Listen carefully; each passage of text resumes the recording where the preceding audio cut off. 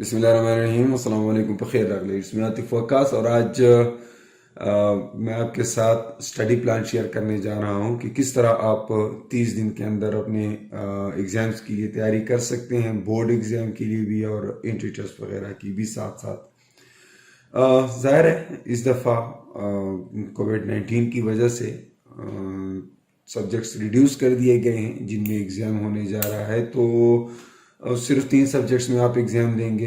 अगर आप pre medical के स्टूडेंट्स हैं तो आप सिर्फ बायो, केमिस्ट्री और फिज़िक्स में एग्ज़ाम देंगे। अगर आप प्री इंजीनियरिंग के स्टूडेंट्स हैं और आपने केमिस्ट्री ऑप्ट की है तो आप मैथ्स, केमिस्ट्री और फिज़िक्स की तरफ जाएंगे, उसके पेपर देंगे। अगर आप कंप्यूटर साइंस के स्टूडेंट हैं या एफईसी में आपने कंप्यूटर साइंस ली है केमिस्ट्री की जगह, तो आपका फिजिक्स, कंप्यूटर साइंस और मैथमेटिक्स का पेपर होगा। आपके कंपल्सरी सब्जेक्ट्स इस दफ़ा नहीं होंगे, उसमें पेपर्स नहीं होंगे। इन सब्जेक्ट्स में जो है बायो में, केमिस्ट्री में, फिजिक्स में, इनमें आपने जो है सही तैयारी करनी है। ज़ाहिर है आपके पास टाइम है, टाइम 30 डेज बहुत ज़्यादा टाइम है, लेकिन इस तरह है कि चूँकि अब अगर आपके और भी मसरूफियात हैं स्टडी के अलावा तो उनको थोड़ा कम करना है। आपने अपने 24 घंटे में से 12 घंटे जो है स्टडी को देने हैं। अब अगर ऐसे आप करते हैं तो आप बोर्ड के लिए भी प्रिपरेशन कर सकते हैं। साथ में जो एंट्री टेस्ट आ रहे हैं आगे, प्री मेडिकल के स्टूडेंट्स जो है एनएमडी केट है, इस तरह नाम्स भी है, लिख सकते हैं इधर। यानी जितने तरह के आप टेस्ट आगे देंगे तो उन सब की भी साथ साथ प्रिपरेशन कर सकते हैं। इंजीनियरिंग के स्टूडेंट्स जो है केट, नर्स वगैरह की प्रिपरेशन साथ साथ कर सकते हैं। अच्छा, आप ये करेंगे कैसे? इसके लिए ये है कि टोटल जो है 30 डेज का प्लान होगा। 30 डेज में 3 सब्जेक्ट्स कवर करना कोई ऐसा मुश्किल काम नहीं है। अगर आप देखें, मैं यहाँ पर पर्टिकुलरली फिजिक्स के लिए प्लान बनाऊंगा। बाकी सब्जेक्ट्स के लिए आप अकॉर्डिंगली बना सकते हैं, लेकिन फिजिक्स में बड़ा आसान होता है। इसमें आपने करना क्या है, चूंकि आपके बोर्ड के पेपर, मैं पहले बोर्ड के पेपर की बात करूंगा, उसके 3 हिस्से होते हैं। एक उसमें सेक्शन ए होता है और सेक्शन ए के मार्क्स टोटल जो होते हैं दैट इज 18। सेक्शन ए में 18 मार्क्स होते हैं, 18 मल्टीपल चॉइस क्वेश्चंस होते हैं। अच्छा, फिर आपका होता है पेपर में सेक्शन बी।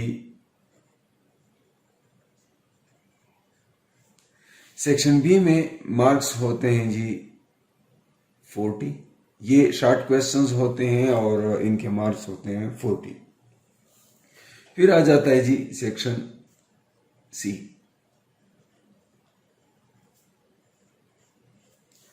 इसमें टोटल आपने 3 लाख क्वेश्चंस करने हैं और मार्क्स इसके होते हैं जी 27। अब सेक्शन ए की प्रिपरेशन के लिए भी आपने प्लान बनाना है, सेक्शन बी की प्रिपरेशन के लिए भी प्लान बनाना है, सेक्शन सी की प्रिपरेशन के लिए भी प्लान बनाना है। कुछ स्टूडेंट्स जो है प्लान के बगैर जो स्टडी करते हैं तो कभी कभी वो ये सेक्शन सी जो है उस पर ज़्यादा टाइम लगा लेते हैं, सेक्शन बी की तरफ तवज्जो नहीं देते। सेक्शन बी पे ज़्यादा टाइम लगा लेते हैं तो सेक्शन सी पे तवज्जो नहीं देते। आपने इन तीनों के दरमियान बैलेंस रखनी है।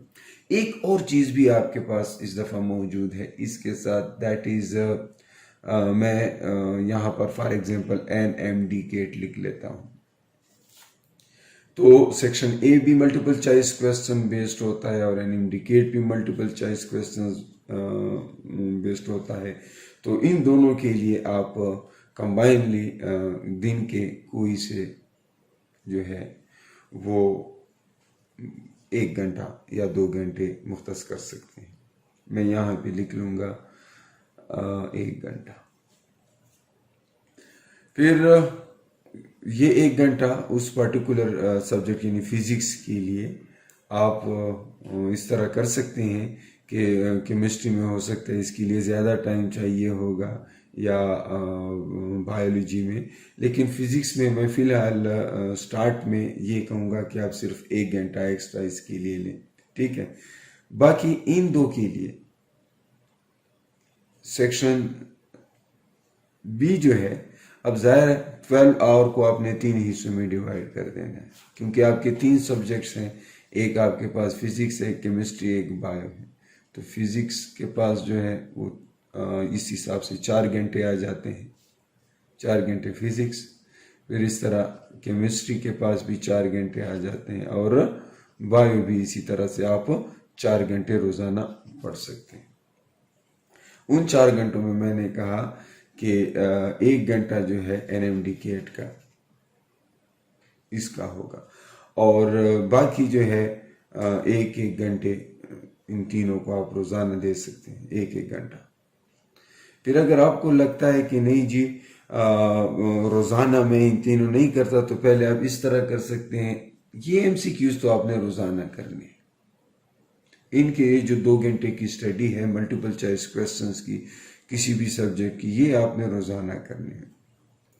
रही बात सेक्शन बी और सी की, तो इसमें आप डिवीजन कर सकते हैं, क्योंकि सेक्शन बी में सिर्फ आपके पास जो है शॉर्ट क्वेश्चंस होते हैं, और शॉर्ट क्वेश्चंस के लिए जाहिर है आप अगर सारे चैप्टर्स के शॉर्ट क्वेश्चंस कवर करना चाहते हैं, 10 चैप्टर हैं टोटल, तो उसके शॉर्ट क्वेश्चंस काफ़ी ज़्यादा बनते हैं। तो ये ज़रूरी है कि आप इसको ज़्यादा टाइम दें, ठीक है। तो मेरे हिसाब से अगर आप इसको दे देते हैं जी कितने दिन, 15 दिन में आप इसको 2-2 घंटे पढ़ें, 15 डेज में इट मीन्स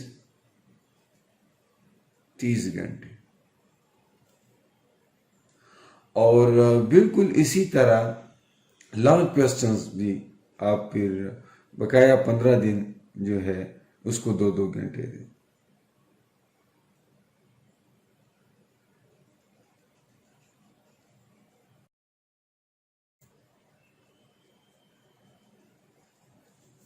अब आप देख सकते हैं 30 घंटे बहुत ज़्यादा होते हैं। जब आप पढ़ते हैं तो आपका जो है आपको पता चल जाता है लॉन्ग क्वेश्चंस को। और अब अगर आप देखें तो लॉन्ग क्वेश्चंस में 2 चीज़ें होती हैं। आप सिर्फ कॉम्प्रिहेंसिव क्वेश्चंस की बात ना करें, इसमें साथ में आपने न्यूमेरिकल प्रॉब्लम्स भी करने हैं, तो आपने टाइम उसको इसी हिसाब से देना है। इसमें कॉम्प्रिहेंसिव क्वेश्चंस भी आते हैं और न्यूमेरिकल प्रॉब्लम्स भी आते हैं, ठीक है। तो कॉम्प्रिहेंसिव क्वेश्चंस और न्यूमेरिकल प्रॉब्लम्स ये 15 दिन में आपने कवर करने हैं। अब इस हिसाब से ये देखें 2 घंटे सेक्शन बी को, 2 घंटे सेक्शन ए को, और एनएमडी के को 4 घंटे ये हो गए। ये फिजिक्स का टाइम यूटिलाइज हो गया। बिल्कुल केमिस्ट्री और बायो में अगर आप प्लान चेंज करना चाहते हैं, लेकिन फिजिक्स में ये प्लान आप कर सकते हैं। यहाँ पे देखिए ना शॉर्ट क्वेश्चंस। अब मैं ये 30 दिन की चूंकि बात हो रही है, तो अगर आप चाहते हैं, अगर आपको लगता है कि जी मैं एनएमडी केट और ये जो पार्ट ए है उस पार्टिकुलर चैप्टर का जिसके आप शॉर्ट क्वेश्चंस कवर करें, या हो सकता है ये आप 10 दिन में कवर कर लें, ये जो सेक्शन ए है, तो एनएमडी केट के लिए सिर्फ 1 घंटा काफ़ी होता है। वो एक रूटीन के साथ आप जाएं, उसका अपना सिलेबस है, आप उसी हिसाब से जाएंगे। लेकिन हो सकता है ये आप 10 दिन में कवर कर लें सेक्शन ए, लेकिन ये मुश्किल है। ऐसे ही स्टूडेंट समझते हैं कि जी 10-12 एमसीक्यूज एक्सरसाइज के कर लो तो इससे बेफिक्र हो जाएंगे। ऐसा बिल्कुल नहीं है। इसकी प्रिपरेशन एनएमडी केट में फिर साथ साथ होती जाएगी, लेकिन फिलहाल फिर आप एनएमडी केट के अंदर सिर्फ सेकेंड ईयर का कोर्स पढ़ें, ताकि आपका ये सेक्शन ए उसमें कवर होता जाए। 15 दिन तक आप ये चला सकते हैं कि दोनों को अलग अलग से, मतलब इन दोनों को 2 घंटे दें। फिर बेशक बकिया 15 दिन जो होते हैं वो आप इसमें यूटिलाइज कर सकते हैं। हो सकता है आपसे कहीं पे शॉर्ट क्वेश्चंस या लॉन्ग क्वेश्चंस में कमी बेशी रह गई हो, तो फिर वो 15 दिन आप उसमें यूटिलाइज कर सकते हैं। तो इस हिसाब से आप रोजाना, मैं रिपीट करता हूं, 4 घंटे फिजिक्स को देंगे, 4 घंटे केमिस्ट्री को देंगे, 4 घंटे बायोलॉजी को देंगे। ये मिनिमम की मैं बात कर रहा हूं। इससे ज्यादा आप कर सकते हैं, कम तो इसे बिल्कुल ना करें, क्योंकि फिर आपकी तैयारी अच्छी नहीं हो पाएगी, ठीक है। उन 4 घंटों का क्या करना है जो आपने फिजिक्स को दिए हैं, उसमें आपने सेक्शन ए, ये पहले मैंने इसके मार्क्स के हवाले से ब्रेक डाउन किए कि इस तरह से आपके पेपर के मार्क्स होते हैं। तो जाहिर है सेक्शन बी के लिए ज़्यादा मार्क्स का है, तो इसको आप ज़्यादा इम्पोर्टेंस देंगे। इसलिए ज़्यादा इम्पोर्टेंस देंगे कि इसमें आपके मार्क्स बनेंगे, लेकिन इसका ये मतलब हरगिज़ नहीं है कि बाकी को इग्नोर करें। बाकी में इन दोनों के लिए आप टाइम यूटिलाइज करें कि इस तरह हो कि कम से अब हो सकता है आप इसको जल्दी भी कवर कर लें, कुछ लोगों को इससे ज़्यादा टाइम चाहिए होगा। आपने एक दूसरे से वक्त बचा के, यानी अगर आपको सेक्शन सी में ज़्यादा टाइम लगता है तो सेक्शन ए में कुछ वक्त इसके लिए बचाएं। इस तरह बिल्कुल ना करें कि आप फिजिक्स की तैयारी के लिए केमिस्ट्री को साइड पे रखें या केमिस्ट्री की तैयारी के लिए फिजिक्स को साइड पे रखें। अगर आप ऐसा करते हैं तो फिर आप का मार्क्स फिर भी नहीं आएंगे कि एक पार्टिकुलर सब्जेक्ट में अच्छे मार्क्स आ जाएंगे, लेकिन ओवरऑल जो है आपका रिजल्ट अल्लाह ना करे फिर अच्छा नहीं आएगा। इसलिए बाकी आप खुद समझदार हैं, मेहनत करें और अच्छे नंबर लें। लेकिन मैं एक दफ़ा फिर रिपीट करूं, जब तक आप सिस्टमेटिक स्टडी नहीं करेंगे, आप चीज़ों को ऑर्गेनाइज करके नहीं करेंगे, आपकी स्टडी बेकार जाएगी। एक और चीज़ मैं यहाँ पर इम्पोर्टेंट बताना चाहूँगा कि राइटिंग प्रैक्टिस।